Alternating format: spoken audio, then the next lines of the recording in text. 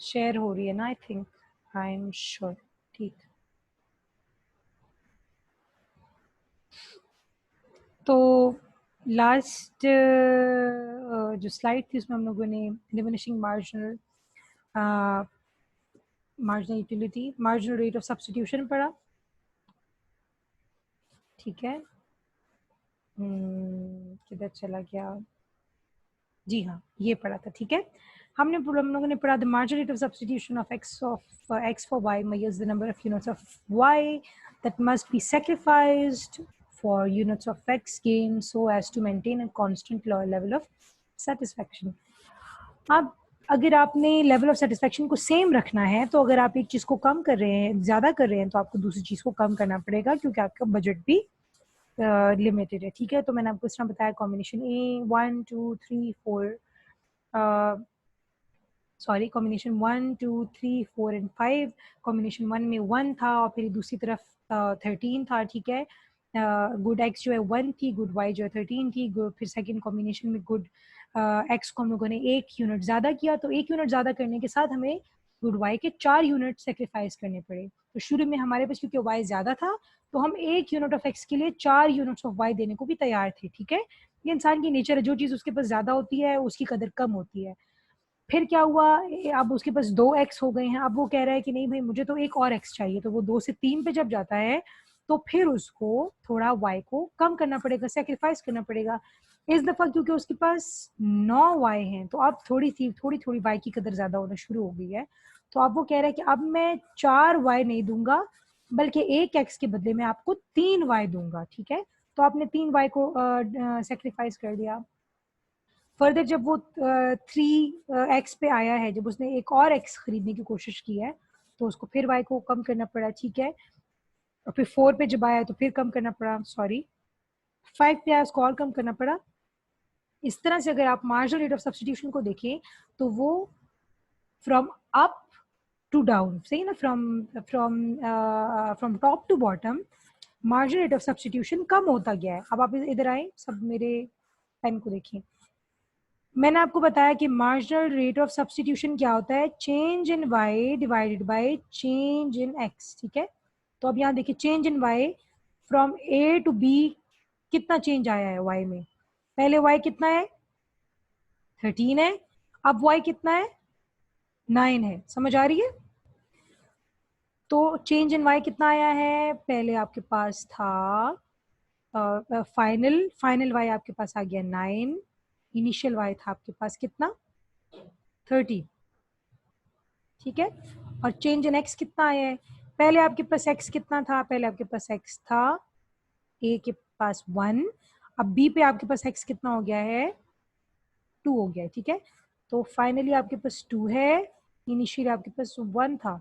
ठीक है, तो ये आपने MRS निकाल लिया। यहाँ पे कितना है देखिए 9 माइनस 13 क्या आएगा -4, ये आ गया 1। ठीक है, तो आपका मार्जिन रेट ऑफ सब्स्टिट्यूशन क्या है, you have to sacrifice you have to sacrifice 4 y's to get an extra unit of x। ठीक है, तो यहाँ पे आपका MRS है 4। देखिए आपने कितना y छोड़ा है, इतना ज्यादा आपने y को सेक्रीफाइस किया है। अब जब आप B से C पे जाते हैं, ठीक है, यहाँ पे आ रहे हैं, सारे को मिटा देते हैं। ठीक है, अब जब आप B से C पे आ रहे हैं तो what are you doing, you are on 9। ठीक है, 9y, यू हैव 9। अब आपने क्या कर दिया, B से C पे आ गए। अब आपके पास देखिए C पे कितने y हैं 6, तो आपने कितने छोड़े हैं, देखिए यहाँ पे यू हैव लेफ्ट 3, यहाँ पे आपने कितना छोड़ा था 4। अब आप यहाँ पे देखिए C से जब आप D पे आ रहे हैं तो देखिए आपने कितने छोड़े हैं, ये फॉर एग्जाम्पल 4। ठीक है, तो you have left only 2y। और जब आप कहते हैं कि मुझे C भी नहीं मुझे D चाहिए, मतलब D में देखिए कितने x हो जाएंगे, D में हो जाएंगे 4x और 4y। तो अब आप कह रहे हैं मुझे D से अगर और नीचे जाना है तो फिर आप क्या कर रहे हैं, अब आप सिर्फ इतना सा छोटा सा, जो कि कितना है 4 से आप 3 पे आ गए हैं। आप कह रहे हैं कि भाई इससे ज़्यादा तो मैं नहीं दे सकता। अगर आपने ज़्यादा करना है ना, x को 4 से 5 पे लेकर आना है, तो मैं सिर्फ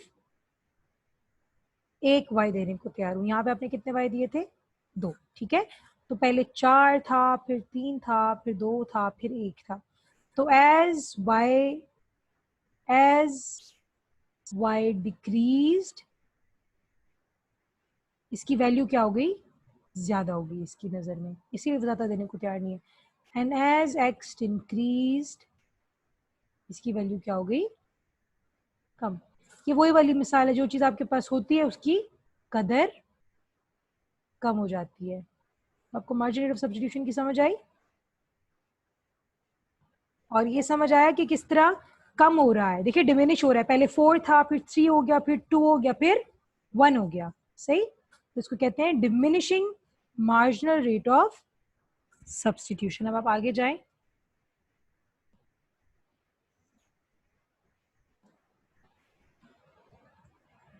हाँ, किस तरह से जाएं भाई, हम आगे जा ही नहीं रहा।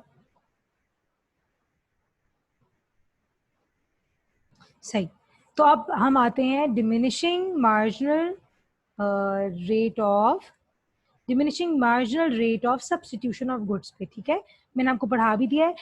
As a consumer consumes more and more of a good X, जैसे ही एक कंज्यूमर एक्स को और कंज्यूम करने लगता है बाय सब्स्टिट्यूटिंग गुड वाई, जबकि दूसरी तरफ वो हर एक्स के बदले कुछ वाई छोड़ रहा होता है, सब्स्टिट्यूट कर रहा होता है या कुर्बान कर रहा होता है, he is ready to forgo, तो वो छोड़ने पे राजी होता है less and lesser quantity of Y.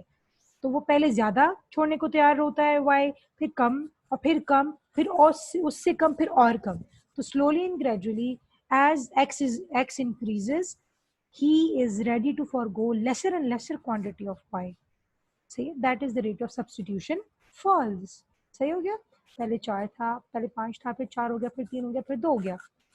This behavior showing the falling marginal rate of substitution of good x for y and yet to remain at the same level of satisfaction. याद रखें कि level of satisfaction change नहीं हुआ।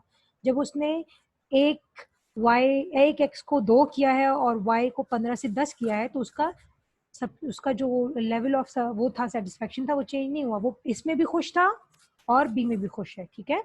This is called diminishing marginal rate of substitution. हो गया। As you go from up to down, from top to bottom, from A to D, marginal rate of substitution falls from 5 to 4, from 4 to 3, from 3 to 2. सही हो गया। अब आते हैं हम properties और कैरेक्टरिस्टिक्स ऑफ इंडिफरेंस कर्व। अभी तक हम लोगों ने इंडिफरेंस कर्व पढ़ा, ठीक है। तो अभी हम देखते हैं कि इंडिफरेंस कर्व की क्या खसूसियात हैं, या उसकी क्या प्रॉपर्टीज़ हैं, या उसकी कौन सी चीज़ें ऐसी हैं जो उसको इंडिफरेंस कर्व बनाती हैं। तो सबसे पहले है उसका, indifference curves are negatively slope, ठीक है। अगर आप देखें तो आपको वाजे नज़र आ रहा है कि ए और बी और फिर सी, जो इंडिफरेंस कर्व है ये आपका, जो कि दो कमोडिटीज़ की कॉम्बिनेशंस बता रहा है। एक तरफ वीट है, दूसरी तरफ कुकिंग ऑयल है, एक तरफ ए पॉइंट है, दूसरी तरफ बी पॉइंट है। तो ये डाउनवर्ड स्लोप कर रहा है, नीचे की तरफ जा रहा है। और ये क्यों जा रहा है, इसकी एक ही वजह, इसकी वजह ये है कि जब आप ए से बी पे मूव करते हैं, जब आप एक को कम करते हैं दूसरे को ज़्यादा करते हैं, तो ऑटोमेटिकली आपका y जो है वो d से k हो जाता है, ठीक है। और वो k फिर यहाँ पे b पे आ रहा है, और यहाँ पे e जो है वो आपका f हो जाता है, तो वो आगे चला जाता है। तो जो उसकी शेप बनती है वो डाउनवर्ड स्लोपिंग बनती है। It slopes downward because as the consumer increases the consumption of X commodity, he has to give up certain units of Y commodity in order to maintain the same level of satisfaction. अगर एक चीज को वह कम करेगा तो क्या हो जाएगा, उसकी तो फिर सेटिस्फैक्शन कम हो जाएगी। इस खातिर वो जब एक तरफ कम करता है तो दूसरी चीज को जल्दी से ज्यादा कर लेता है। तो ये आपकी हो गई Y it is negatively sloped. Second इसकी प्रॉपर्टी है कि difference curves are convex to the origin. Convex कहते हैं पहाड़ की तरह, ठीक है। अगर आप देखें तो पहाड़ की तरह जो इसका ये जो ओरिजिन है ये 0, इसकी तरफ ये चांद की तरह बना हुआ है ना, कॉन्वेक्स है। क्योंकि मैं आपको पेंसिल से बताती हूँ, देखिए ये जो है कॉन्वेक्स है, ऊपर से यहाँ से कॉन्वेक्स है और नीचे से ये कॉनकेव है। तो अगर आप इसको देखें तो इसकी ये जो कॉन्वेक्स वाली साइड है वो ओरिजिन की तरफ है, ठीक है। इसीलिए कहते हैं कि कंज्यूमर सब indifference curves are convex to the origin. इनका जो ये वाला हिस्सा होता है, हम्प वाला हिस्सा, या जिसको आप कहते हैं कोहान वाला हिस्सा, वो किसकी तरफ होता है, वो होता है ओरिजिन की तरफ। और इसकी भी वजह आपको पता है कि क्या है, इसकी वजह है diminishing marginal rate of substitution. जैसे जैसे वो ए से बी पे आएगा, बी से सी पे आएगा, तो वो स्लोली एंड ग्रेजुअली वाई को छोड़ेगा एक्स को हासिल करने के लिए, थोड़ा और वाई को छोड़ेगा एक्स को हासिल करने, थोड़ा और वाई को छोड़ेगा। इसीलिए इसका जो इसकी जो शेप है वो ऐसे कॉन्वेक्स टू दी ओरिजिन बनती है। ठीक हो गया, नेक्स्ट पे जाते हैं।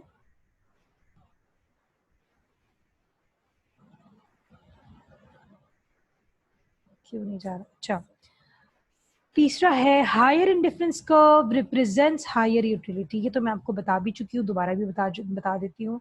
Higher indifference curve that lies above and to the right of another. देखिए दो है ना, ये तो दोनों ऊपर है। अगर आप इंडिफरेंस कर्व 3 और इंडिफरेंस कर्व 4 को देखिए तो ये तो दोनों ऊपर हैं 1 से, लेकिन जो इंडिफरेंस कर्व 4 है वो ऑन द राइट साइड ज्यादा हाई है इंडिफरेंस कर्व 3 से, इसलिए ये ज्यादा यूटिलिटी है इसके अंदर।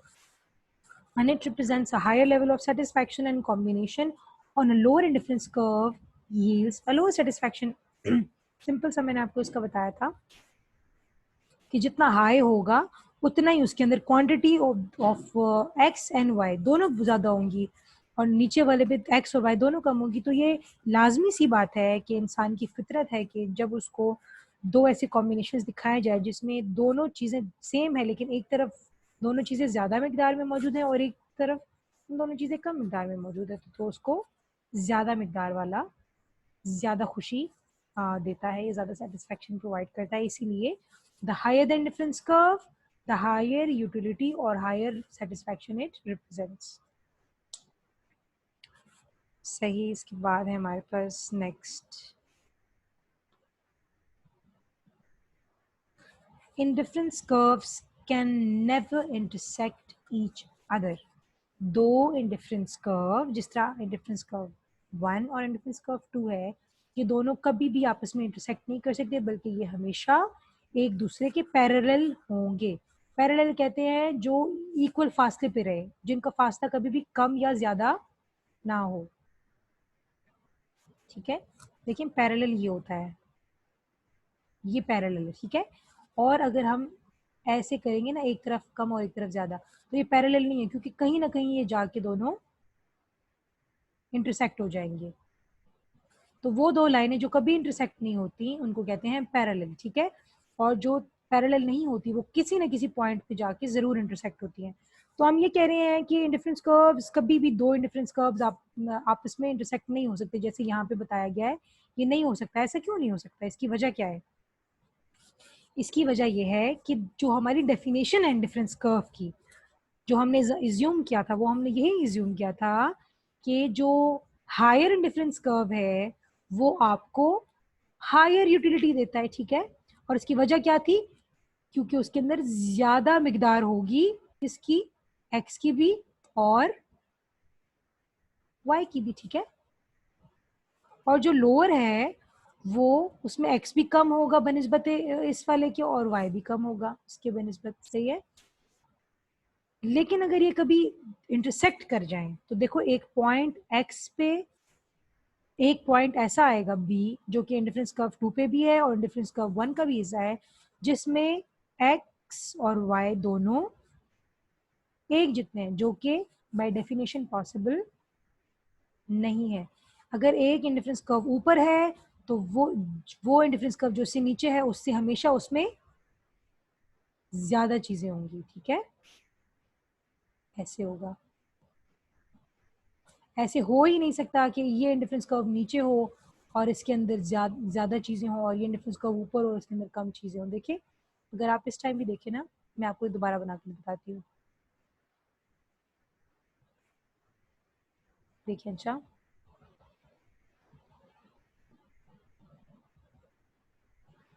खुदाया पेंसिल नहीं मिल रही। अच्छा, ये अगर एक इंडिफरेंस कर्व है, ये मैंने आपको पिछले पे बता दिया, सॉरी।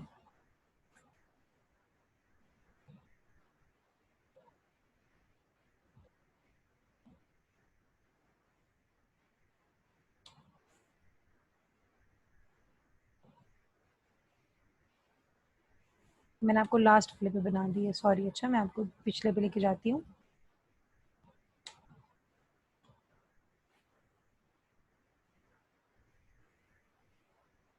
पीछे नहीं जा रहा। हाँ ठीक, सही हो गया। ये पॉइंट बी जो है, ये जो हमारी हमारी जो मेन एजम्पशन है, वो हमारी मेन एजम्पशन क्या थी? The higher the indifference curve the higher the utility, lower the indifference curve the lower the utility. और इसकी लो और हाई यूटिलिटी की वजह क्या थी? इसकी वजह ये थी कि दोनों में प्रोडक्ट्स तो एक ही जैसी हैं, एक्स और वाई, ठीक है, लेकिन एक में एक्स भी कम है वाई भी कम है, दूसरे में एक्स भी ज्यादा है और वाई भी ज्यादा। और इंसान की ये फितरत है कि वो हमेशा, अगर दो एक जैसी चीजें हैं, सही है, दो बंडल्स हैं एक जैसे, ये ठीक है, ये एक डिफरेंस कर्व हो गया और एक ये ऊपर वाला डिफरेंस कर्व हो गया। अगर इसमें एक्स इतना है तो इसमें वाई इतना है, ठीक है। अगर इसमें एक्स इतना है तो इसमें वाई इतना है। देखिए इसका एक्स भी इसका वाई भी छोटा, इसका एक्स भी छोटा, इसमें कम एक्स और कम वाई, इसका वाई भी ज्यादा, इसका एक्स भी ज्यादा। तो ये हो ही नहीं सकता कि ए और बी कभी एक जितनी यूटिलिटी दें। अगर एक जितनी यूटिलिटी देंगे तो फिर तो इन दोनों में एक जितनी चीजें होनी चाहिए, लेकिन ऐसा बाय डेफिनेशन पॉसिबल नहीं है। इसीलिए हम कहते हैं कि कभी भी दो इंडिफरेंस कर्व्स कभी भी आपस में इंटरसेक्ट नहीं करते, ठीक है। There the curve will give as much as of the two commodities as is given by the low indifference curve। वरना इसका तो मतलब यही होगा ना, अगर दोनों क्रॉस हो जाएंगे, इसका मतलब है कि एक्स भी उतनी कमोडिटी एक्स और वाई की दे रहा है जितनी वाई इंडिफरेंस कर्व टू दे रहा है, जो कि बाय डेफिनेशन गलत है। लास्ट है हमारा, indifference curves do not touch the horizontal और वर्टिकल एक्सिस। ना ये हॉरिजॉन्टल एक्सिस को टच करता है, ना ही ये हॉरिजॉन्टल है, ठीक है, जिस तरह जमीन के साथ होता है लेटा हुआ एक्स, इसको एक्स एक्सिस को हॉरिजॉन्टल कहते हैं। और वर्टिकल ऐसे जो खड़ा हुआ होता है, ठीक है, वाई एक्सिस जिसको राइज बोलते हैं, इसको रन बोलते हैं। तो ये क्या कह रहा है कि इंडिफरेंस कर्व ना ही कभी यहाँ टच करेगा ना ही कभी यहाँ टच करेगा, बल्कि ना वाई को टच करेगा ना एक्सिस को टच करेगा। क्यों नहीं करेगा? की वजह है कि हमने कहा है, जो हमारी बेसिक एजम्पशन थी, हमने कहा था टू कमोडिटीज, टू कमोडिटीज होंगी उसके बंडल में, एक्स भी होगी और वाई भी होगी। कितनी कितनी होगी वो अलग बात है, लेकिन ऐसा नहीं कि सिर्फ एक्स होगी या सिर्फ वाई। अगर ये यहाँ पे टच करता है, इसका मतलब क्या है कि यहाँ तो सिर्फ वाई है, एक्स तो यहाँ पे जीरो है। और अगर यहाँ पे ये टच करता है, इसका मतलब है कि यहाँ तो सिर्फ एक्स है, वाई तो यहाँ पे जीरो है। मतलब वीट यहाँ पे ई के बराबर है, लेकिन राइज जो है यहाँ पे जीरो है। और यहाँ पे ये बता रहा है कि राइज तो यहाँ पे इतने हैं, सी के बराबर है, लेकिन वीट यहाँ जीरो है, जो कि हमारी बेसिक एजम्पशन के खिलाफ है, ठीक। इंडिफरेंस कर्व में हमेशा दो कमोडिटीज होंगी और वो यहाँ से भी नहीं होगा, टच होगा वाई एक्सिस से, और यहाँ एक्सिस से भी टच नहीं होगा, ठीक है जी। तो ये हमारा टॉपिक कवर्ड हो गया।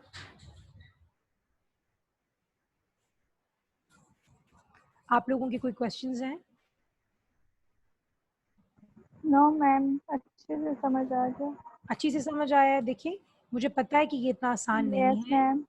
ये इतना आसान नहीं है, इसमें थोड़ा सा सोचना पड़ेगा। ये मैंने आपकी बुक्स के सारे उठा उठा के दिए हैं, ठीक है ना, ताकि आप लोगों को ना हो। ये बुक पे किसी बच्चे ने लिखा हुआ है, देखो अजीब अजीब सा। मैम ये वाला आसान है बुक से, ठीक है, ये आप शॉर्ट थ्योरी। सही है, ये आप लोगों ने सारा करना है। ठीक है, ये मैं आप लोगों को अब यूट्यूब पे मैं ये दोनों वीडियोस डाल दूंगी, तो आप लोगों ने उसको देखना है। ठीक है, और कल फिर मैं आगे इससे जो प्राइस लाइन वाला है मैं उसको फिर शुरू करूंगी, यहाँ से मैं शुरू करूंगी। मैम वीडियो सेंड कर दीजिएगा ठीक है, पहले से कि ठीक है। हम वो देख लें। किसी को कोई क्वेश्चंस नहीं है? No questions at all? Ma'am इसको एक दफ़ा दोबारा हम पढ़ेंगे, अगर फिर कुछ ना समझ आया तो फिर आपसे पूछेंगे कल।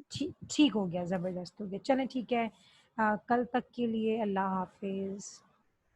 ओके थैंक मैम, यू अल्लाह मैम, अल्लाह हाफिज़ हाफिज़। मैम।